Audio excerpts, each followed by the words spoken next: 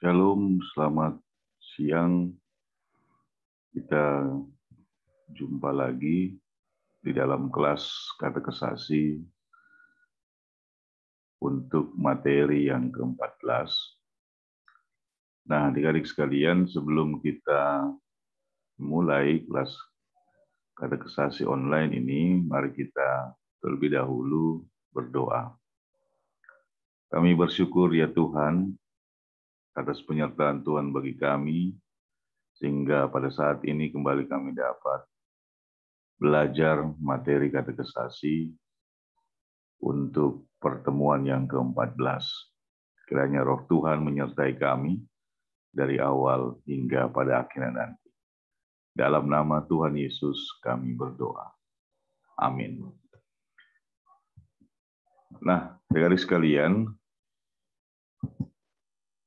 materi kita saat ini bicara tentang Yesus Kristus. Nah, untuk bagian pendahuluan, jadi ya, Yesus adalah seorang Yahudi. Nah, ia dikenal sebagai anak seorang tukang kayu yang bernama Yusuf dan ibunya bernama Maria. Ia lahir itu sekitar tahun 6 sesudah Masehi. Itu di masa pemerintahan Herodes Agung. Nah, seperti para pelihat dan nabi serta para tokoh penting lainnya di zaman Perjanjian Lama, termasuk Yohanes Pembaptis di akhir masa antar perjanjian, maka kelahiran Yesus dan tugas-tugas yang akan diembannya diberitahukan terlebih dahulu oleh Tuhan melalui malaikat. Sesuai berita yang disampaikan malaikat kepada Maria, bahwa Yesus sesuai dengan namanya, yaitu Yosua yang menyelamatkan, telah ditentukan untuk menyelamatkan umatnya dari dosa mereka. Nah, itu dalam Injil Lukas pasal 1. Nah, tidak diketahui dengan pasti masa kanak-kanak, masa remaja, dan masa muda Yesus. Sebab Alkitab tidak memberikan informasi yang rinci tentang hal itu. Namun dipastikan bahwa masa kanak-kanak dan remaja Yesus sama seperti anak-anak dan remaja Yahudi pada umumnya, yaitu bahwa Yesus mengikuti pendidikan agama di tingkat dasar dan lanjutan di rumah pengajaran atau Bet Hamidras, sampai lulus sebagai seorang anak Taurat pada usia 12 tahun. Nah, hanya Lukas yang memberikan keterangan pendukung bahwa pada usia 12 tahun, Yesus sudah bisa bersoal jawab tentang Taurat dengan para pengajar di Bait Allah. Nah, itu dalam Lukas pasal 2, ayat 41 sampai 52. Nah, selanjutnya,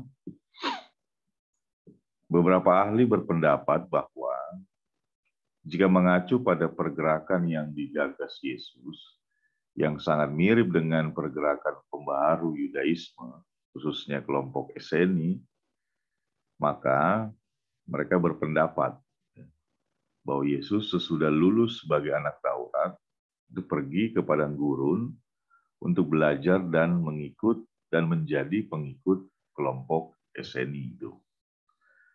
Sementara ada ahli lain yang mengatakan bahwa jika mengamati pada kedekatan Yesus dengan Yohanes Pembaptis, maka bisa dipastikan bahwa Yesus sesudah lulus sebagai anak Taurat, langsung melalang buana ke padang gurun dan belajar pada Yohanes Pembaptis, dan sekaligus menjadi salah seorang pengikut yang setia.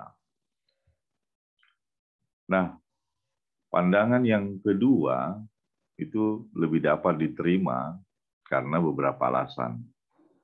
Yang pertama, Yesus muncul di muka umum ketika mendatangi Yohanes Pembaptis di Sungai Yordan dan memberi dirinya dibaptis oleh Yohanes Pembaptis. Pada kesempatan itulah, Yesus mendapat kejelasan statusnya, yaitu ditetapkan sebagai anak Allah, serta mendapat kuasa oleh pengurapan Roh Allah dalam bentuk burung merpati. Nah, gelar anak Allah yang dikenakan kepada Yesus bukanlah suatu istilah biologis, sebuah sebutan untuk dirinya, yaitu ayat-ayatnya ada referensinya. Sebuah sebutan untuk dirinya tidak pada saat kelahirannya di Bethlehem, tetapi sedari kekal ia adalah anak Allah. Nah, jadi bisa baca itu ya di Kisah Para Rasul, 2 Korintus 1, Galatia, Efesus, 1 Yohanes 3, Ibrani, dan Wahyu. Nah, selanjutnya, alasan kedua, Yesus memulai pergerakannya ketika Yohanes Pembaptis ditangkap dan penjara, dan akhirnya dibunuh oleh Herodes Antipas. Nah, alasan yang ketiga, mengikuti Yohanes Pembaptis, Yesus pertama kali tampil di Galilea dan menyerukan pertobatan dan bersiap diri untuk menyambut kerajaan Allah yang menyatu dengan diri dan seluruh pelayanannya. Nah, itu 3 alasan kenapa pandangan ahli yang kedua itu lebih dapat diterima. Nah, sekarang kita bicara tentang pergerakan Yesus. Yesus memulai pergerakan atau pelayanannya di tempat asalnya, yaitu di Galilea dan sekitarnya. Ia pun memilih para pengikutnya sejumlah 12 orang. Umumnya dari lingkungan para nelayan, ditambah beberapa anggota pergerakan. Misalnya Yudas Iskariot, itu dari kelompok Sikari, itu kelompok sayap dari gerakan Zelot, dan juga Simon orang Zelot. Seperti para tokoh pembaharu Yudaisme, khusus kelompok Zelot, yang pada masa itu berjuang untuk menentang penjajahan Romawi demi membebaskan dan memerdekakan Israel, maka Yesus pun demikian. Hanya berbeda dengan kelompok Zelot yang memakai kekuatan senjata dan melakukan kekerasan, Yesus dan gerakannya tidak menggunakan kekuatan senjata dan kekerasan dalam melawan penjajahan Romawi. Yesus menempuh cara-cara damai dengan bertindak seperti seorang rabi karismatik yang berkeliling untuk memperkenalkan ajaran yang mengandung ide tentang kerajaan Allah. Nah, Yesus mengajar dengan penuh kuasa dan karisma, memakai metode perumpamaan yang mudah dimengerti orang yang tak terpelajar. Kuasanya bukan dari dirinya sendiri, tetapi dari Bapanya. Kuasa itu ia terima melalui hubungan yang akrab di dalam doa kepada Bapanya. Nah, Yesus mendekati semua orang, khususnya kaum marginal yang tersingkir dari lingkungan masyarakat, dengan penuh simpati dan empati, tanpa merasa jijik, untuk membawa mereka kembali ke jalan Tuhan. Ia bersikap ramah dan bertutur lemah lembut dalam setiap laku dan ajarannya. Ia tidak hanya mengajar, tetapi juga melakukan banyak tindakan mukjizat. Nah, semua itu menyebabkan Yesus lebih dapat diterima oleh banyak orang daripada tokoh-tokoh Yudais. Yesus diterima bukan hanya oleh kaum marginal, yakni orang-orang kecil, miskin, lemah, sakit, dan berdosa, pelacur dan pemungut cukai, termasuk kaum perempuan dan anak-anak, tetapi juga diterima kelompok cerdik cendekia, yakni beberapa anggota Sanhedrin yang bersimpati kepadanya. Hal ini menimbulkan iri hati dari para tokoh dan pemimpin lainnya, khususnya kelompok imam, yakni para Farisi, dan ahli Taurat. Nah, makin terkenalnya nama Yesus yang terdengar sampai keluar Galilea, ternyata mengundang perhatian penguasa Galilea, yakni Herodes Antipas, dan bahkan wali negeri Roma di Yudea, yakni Pilatus. Namun, hal itu tidak membuat Yesus takut dan mundur. Sebaliknya, Yesus semakin tampil berani untuk mengkritik raja dan para pembesar karena melakukan kekerasan dan menindas rakyat. Nah, tidak aneh jika banyak orang memahami Yesus sebagai Nabi Elia yang hidup kembali. Sementara Herodes Antipas menganggap Yesus sebagai Yohanes Pembaptis yang telah ia bunuh tetapi bangkit kembali. Nah, sejak itu dimulai upaya-upaya untuk membunuh Yesus. Nah, adik-adik sekalian, dari Galilea sesudah mengalami pemuliaan dan penetapan kembali sebagai anak Allah di atas gunung, maka Yesus mulai menuju ke Yerusalem dengan gerakan massa yang sangat besar. Yerusalem adalah tujuan akhir dari gerakan Yesus. Sebab Yerusalem adalah pusat kekuasaan, keagamaan, dan politik. Telah terjadi konspirasi jahat dan menyengsarakan rakyat antara penguasa agama dan politik di Yerusalem. Dan Yesus datang untuk menghancurkan semuanya itu.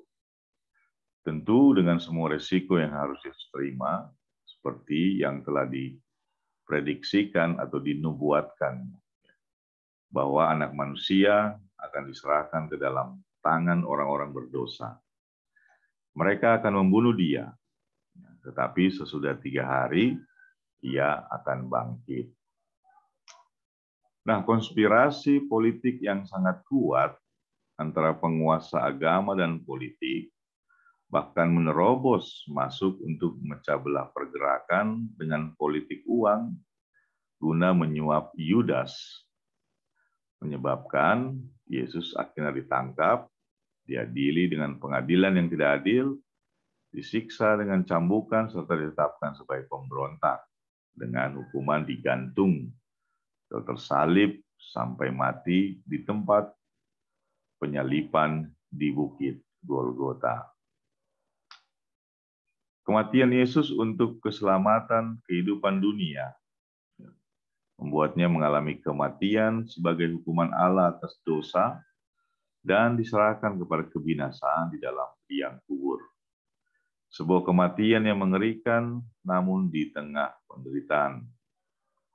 Di salib itulah terdengar percakapan dengan Sang Bapa. Ya Bapa, ampunilah mereka, sebab mereka tidak tahu apa yang mereka perbuat. Lukas 23 ayat 34. Di atas salib inilah kuasa kegelapan dikalahkan. Oleh kematiannya ia memusnahkan dia, yaitu iblis yang berkuasa atas maut. Nah, dari Golgota menuju ke kubur kosong. Nah, Yesus dikubur di kuburan Yusuf Arimatea, anggota Sanhedrin yang bersimpati pada Yesus dan gerakannya. Dengan penguburan itu, para penginjil mau menjelaskan bahwa Yesus tidak hanya akan menjadi Tuhan atas kehidupan, tapi juga atas kematian dan alam maut. Di dalam kematiannya, ia memasuki terowongan dan alam maut yang kegelapannya sangat menakutkan tiap manusia yang hidup maupun mati. Tapi justru Yesus pergi ke situ supaya kuasanya dapat menjangkau kita di sana. Dengan demikian, kematian tidak lagi menakutkan karena di dalam dunia orang mati pun Tuhan dan kasih-Nya dapat menyertai kita. Kebangkitan Yesus merupakan peristiwa penting dalam iman Kristen. Salib sebagai bentuk kasih kepada Allah dan sesama dengan harga tinggi memiliki arti karena adanya kebangkitan. Jika Kristus tidak dibangkitkan, maka sia-sialah kepercayaan kamu. 1 Korintus 15 ayat 17. Dalam peristiwa kebangkitan itulah ketaatan untuk melakukan kehendak Bapa hingga di kayu salib bukanlah sebuah kekalahan, melainkan kemenangan. Ya. Kebangkitan Yesus adalah juga sebuah jaminan bagi kebangkitan kita. Yesus adalah manusia pertama yang bangkit, dan karena itu kematian tidak menjadi kata akhir bagi manusia. Nah, Yesus tidak harus berada di dunia, sebab dia bukan dari dunia. Dia telah menyelesaikan karya penyelamatan dunia yang dipercayakan oleh Bapa. Karena itu dia harus kembali untuk menerima kemuliaan yang telah ditinggalkannya ketika menjadi manusia. Yesus adalah Allah sejati dan manusia sejati.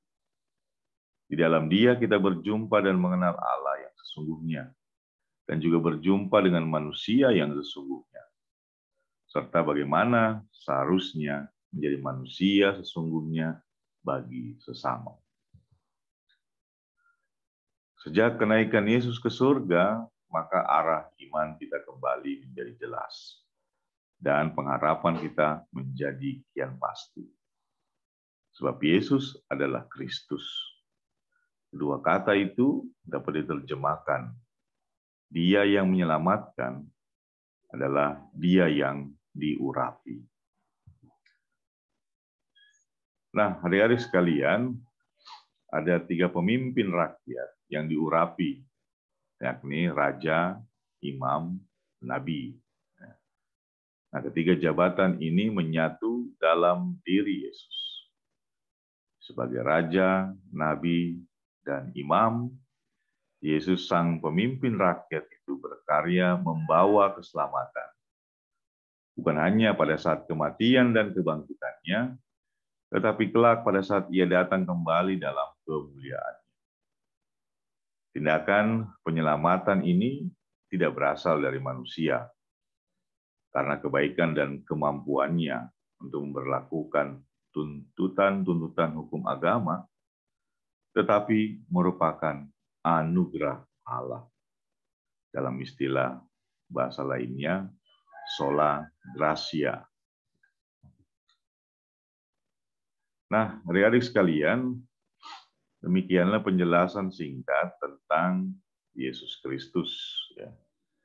Jadi, dalam topik Allah Tritunggal, kita sudah membahas 2 sub bahasannya, yaitu Allah Bapa dan juga Tuhan Yesus Kristus. Nah, kita akan jumpa kembali dalam materi berikutnya, yaitu tentang Roh Kudus. Nah, sebelumnya ada tugas ya untuk dikerjakan. Jadi, adik-adik sekalian, coba jelaskan kembali ya pemahaman Anda tentang Yesus Kristus dalam video singkat berdurasi 5 menit sajalah. Ya. Nah, dengan tema mengapa aku percaya kepada Yesus sebagai juru selamatku. Ya.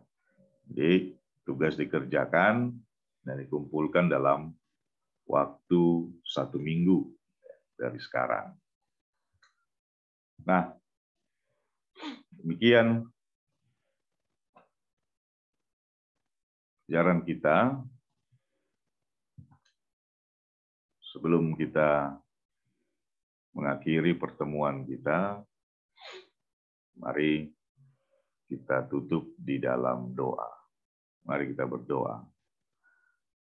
Kami bersyukur ya Tuhan, karena kami sudah mempelajari secara ringkas materi tentang Yesus Kristus. Biarlah Roh Tuhan menolong kami semua, sehingga kami boleh lebih mendalami dan memahami makna kehadiran Tuhan Yesus dalam kehidupan kami. Sertai kami untuk menjalani kehidupan kami selanjutnya, khususnya di dalam proses pendidikan katekesasi. Dan biarlah Tuhan yang senantiasa menolong kami semua. Inilah syukur kami, dan kiranya Tuhan akan mempertemukan kami di dalam pertemuan yang akan datang. Dalam nama Tuhan Yesus kami berdoa. Amin. Ya, demikian adik-adik sekalian, kita akhiri pertemuan ini. Sampai jumpa dalam materi yang berikutnya tentang Roh Kudus. Selamat siang, Tuhan memberkati.